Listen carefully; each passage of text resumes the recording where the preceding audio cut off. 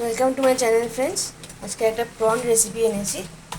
নমস্কার। এটা খুব সোজা, খুব তাড়াতাড়ি রান্না হয়।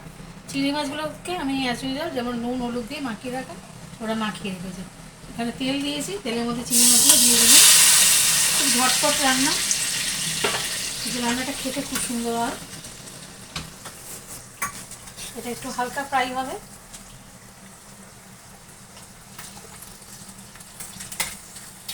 খুব বেশি সময় লাগে না, খুব কম সময় হয়ে যাবে। তার সাথে আমি করে নেবো এখানে পোস্ত আছে, কাজু বাদাম আছে, শুধু এইটুকু আমি বেটে নেব। এর মধ্যে কোনো পেঁয়াজ আদা রসুন কিন্তু যাচ্ছে না। কাঁচা লঙ্কাটা আপনারা চাইলে পেস্ট করতে পারেন, আমি পেস্ট করছি না, আমরা ঝাল অতটা খাই না। এটা আমি গোটাটাই দিয়ে দেবো এর মধ্যে। তো আমি এটাকে পেস্ট করে নিয়ে আসছি, ঠিক আছে? এটা হতে থাকুক।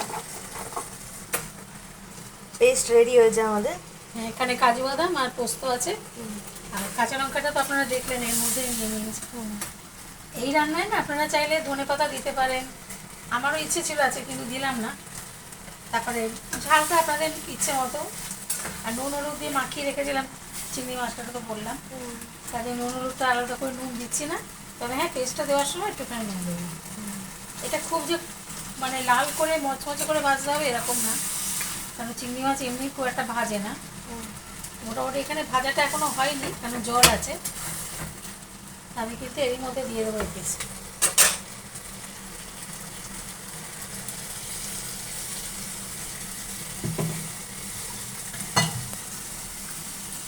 পেস্ট দিয়ে দিলাম। মিক্সিটাকে একটু ধুয়ে সেই জলটাও দিয়ে দিচ্ছি, এর মধ্যে অনেকটা লেগে থাকে।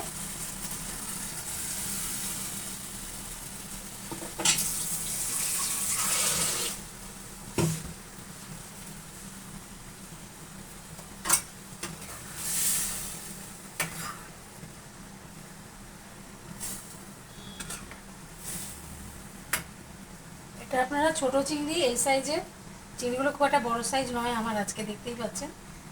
বড় চিংড়ি দিয়েও কিন্তু করতে পারেন, খেতে ভীষণ ভালো হয়। আর এখন যেহেতু আমি এর মধ্যে পোস্তটা দিলাম, তাই আমি একটুখানি নুন দেবো, অল্প। চিংড়ি মাছ এমনিতেও রান্না করতে বেশি সময় লাগে না। হ্যাঁ, খুব কম সময়। আর একটু চিনি যাতে একটু ব্যালেন্স হয়। হলুদ আর দিলাম না।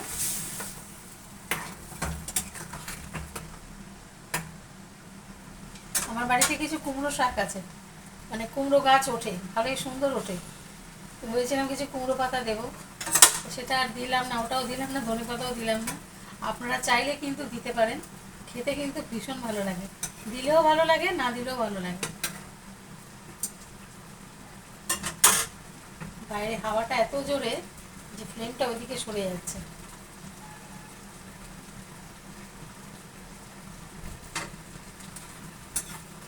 আমরা চারতলায় থাকি তো, গরমে প্রচণ্ড গরম, শীতকালে আবার সেরকমই শীত, মানে দুটোই একদম খুব বেশি বেশি। তার সাথে যেটা ভালো সেটা হলো হাওয়া। একটু বিকেল হতে না হতে কিন্তু আমাদের খুব হাওয়া আসে আমাদের ফ্ল্যাটে। এই যে কাঁচা লঙ্কাটাকে আমি একটু চিপে চিপে দিচ্ছি, হালকা ঝাল হবে একটু।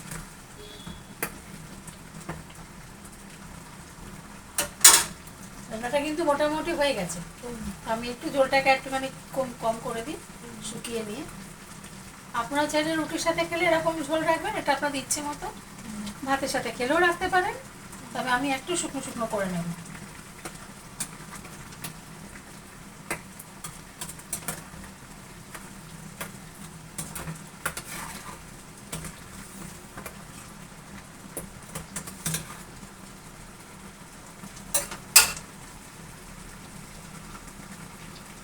এটা খুব একটা তেল তেলে দিয়ে আমি করলাম না, মানে তেল ফার্স্টে সবসময় না এগুলো ঠিক ইচ্ছেও করে না খুব একটা তেল থাকলে। না হলে তেলটা আপনারা ইচ্ছে মতো আপনারা বাড়িয়ে দিতে পারেন, তখন হবে কি বেশ মাখা মাখা রান্নাটা, চারপাশ দিয়ে তেল থাকবে, ভালো লাগবে দেখতে। আমি এই রান্নাটা করতে গেলে সাধারণত ঘরের থেকে যে কুমড়ো পাতা আছে, আমার কুমড়ো পাতাগুলো নিয়ে নিই, নিয়ে এর মধ্যে দিয়ে দিই কিছু কিছু করে। খুব টেস্ট হয়। ওতে আলাদা করে চিনি দিই না, কারণ কুমড়ো পাতাগুলো এত মিষ্টি, খুব মিষ্টি কুমড়ো পাতাগুলো। একটা কাঁচা লঙ্কা আর একটুখানি কেটে কেটে দিয়েছি, এটাই এনাফ আমাদের কাছে ঝালের জন্য। আপনারা আপনাদের ঝাল কতটা খান সেই বুঝে করবেন। এই রান্নাটা সবাই জানেন, আমি কিভাবে করি আমি সেটা দেখালাম আপনাদেরকে। কারণ এরকম রান্না একটু অন্যরকম করে নানা রকম করে করা যায়। চিংড়ি মাছ যে কোনো রকমভাবে করা যায়।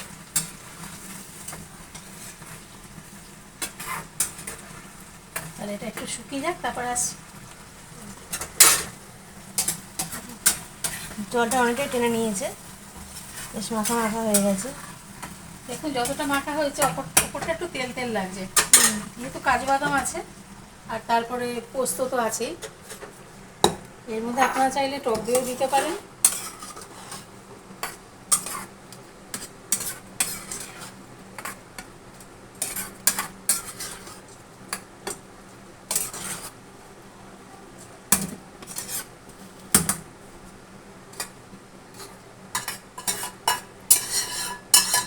ভালো করে মেখে নিলাম, কেন ওপর থেকে যাতে পোস্তগুলো থাকে।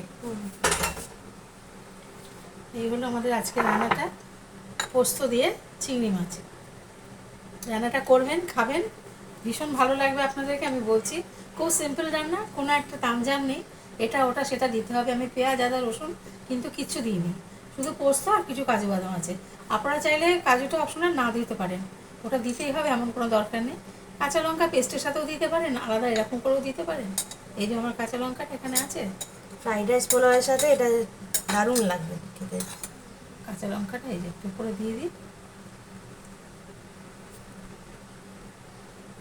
ঠিক আছে, তাহলে নমস্কার বন্ধুরা, রান্নাটা এই পর্যন্ত। ভালো থাকবেন সবাই, আসুন আমরা সবাই ভালো থাকি।